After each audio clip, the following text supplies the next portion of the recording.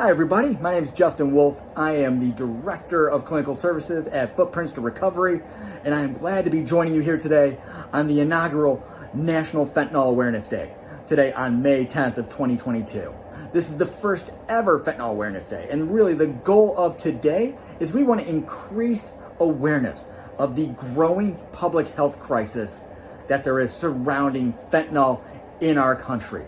Because what we have seen really take place is this explosion of fentanyl being mixed in with the drug supplies. And so now these substances that people believe that they are obtaining is no longer just that very substance. That substance now has fentanyl associated with it. And now this can become a very fatal dose for the individual. Because when we talk about fentanyl, it is a drug that is 50 times stronger than heroin. And on top of that, it's nearly impossible to detect because it's odorless and it's flavorless.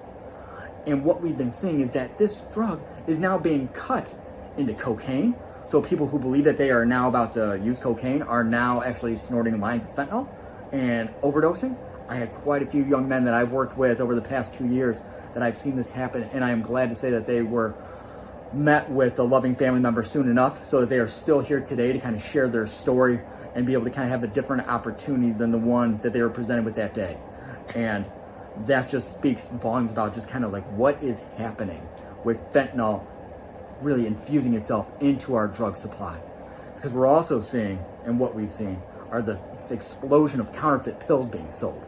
You know, fake Xanax, fake ecstasy, fake Oxycontin, like all fentanyl that people are using pill presses to crush together to make it appear as if it is that very drug that they are going to buy.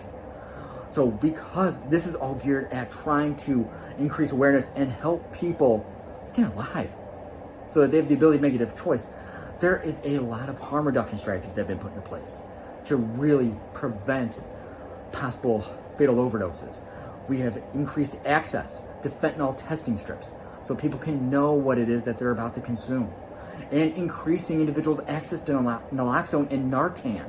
And that is incredibly important because a fatal dose of fentanyl, from what I have observed firsthand, doesn't just take one dose of Narcan. It requires multiple doses of Narcan to be delivered for that individual to revive so that they get the medical attention to see a different day than this very day. And that's really what the goal of today is all about, and what it's geared at is really by spreading the word and increasing awareness, we can help save individuals' lives. Thank you for taking time to watch this.